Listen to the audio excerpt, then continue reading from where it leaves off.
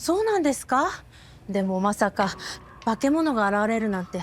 Yeah, imagine running into monsters in that quaint little town. Seriously, property values must be at an all-time low there.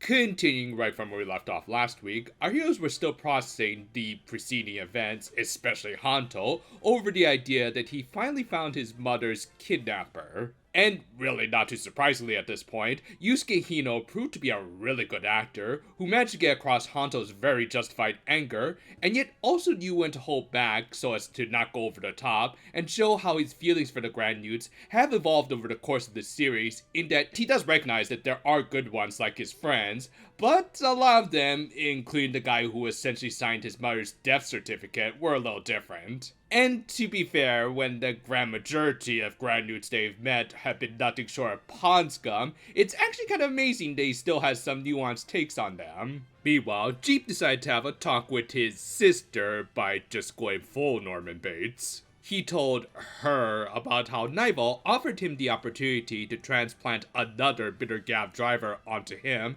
as he'd even managed to use those potato sticks he got from the last episode to make a new gochizo. Worst of all is that by the looks of it, he used one of those plain flavored ones rather than something like this cheese one. Seriously, it's really good, just like pizza. But yeah, of course he was against becoming a knockoff of his little brother that he despised and looked down on. However, his wife assured him that her feelings for him wouldn't change no matter how much his stomach changed, which for Jeep, yeah, that was probably worth about less than those potato sticks. But then she also gaslit him by suggesting that this was for Sita. Yeah, the amount of toxicity in this relationship should be considered a biohazard. Meanwhile, in a kind of clever parallel to Hanto stuff, Lakia paid a visit to a guy who he did hold a grudge against in Dente, but now was at least on working terms with him, as he was trying to get his belt fixed for some pudding.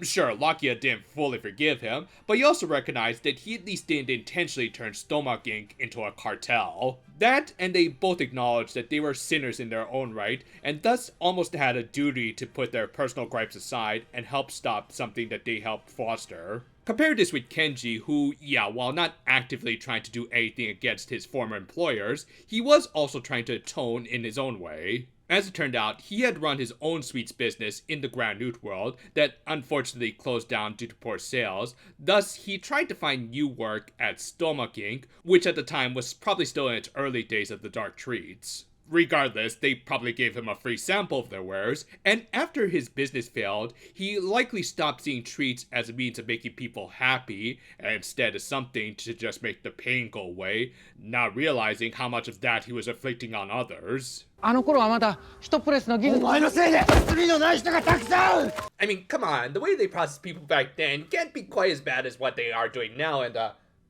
oh, it's actually kind of worse.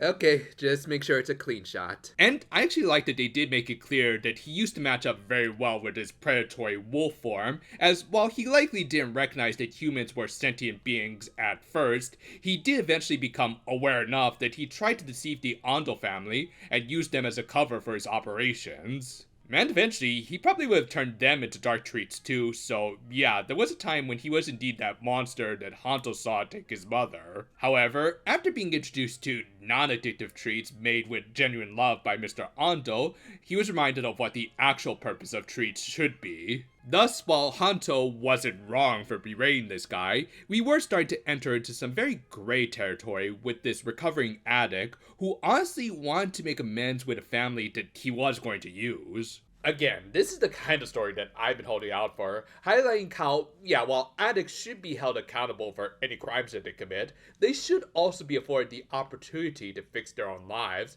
especially in Japan, where they are kind of overly aggressive with this stuff.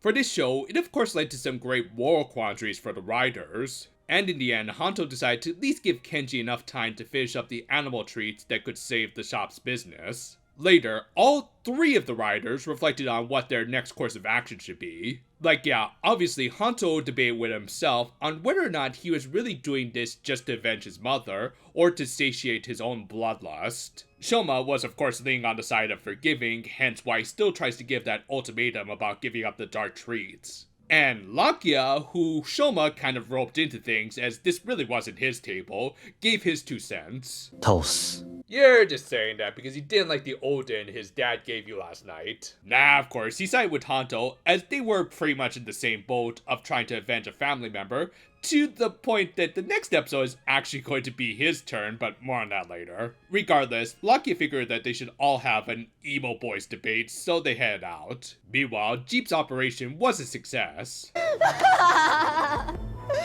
これじゃあ黒ガムじゃない。 Dude, calm down. I just put it on you with some duct tape. But yeah, as a result, he ended up confronting the riders with his new toys, which I'm sure his actor happily took home with him. Yeah, fun fact, Rito Koga is an avid Kamen Rider fan and merch collector, so it must have been really nice for him to not only have a Gochizo exclusively associated with his character, rather than just being another guy to use the Cookie Gochizo, but he even got to do his own transformation pose.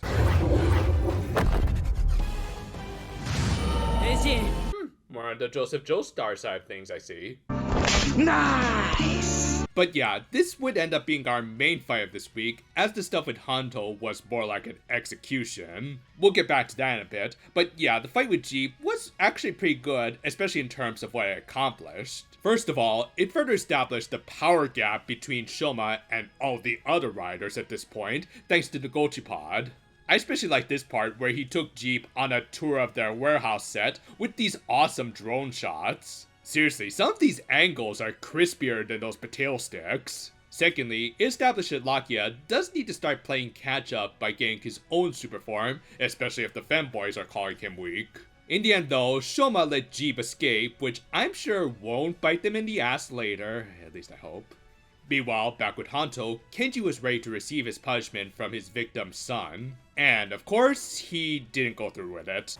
グラニュータもお前はもう死んだ So instead, you kill off a bunch of fish. Yeah, who's the real monster here, Hanto? Okay, but seriously, this was the most obvious outcome, but I don't mind, as writers should side with arguably the most morally right choice. Moreover, I do appreciate that he's not saying that he forgives the guy and just acknowledges that there were still good people out there who benefited from having him around. Thus, he had no right to take him away from the Ando family. Rather appropriately, considering this was also written by Junko Komura, this is kind of taking a look at the other side of the Daryusen argument from Healing Good Precure, in that, yeah, while both guys committed some truly heinous acts, at least with Kenji, he is no threat and is actually helping people.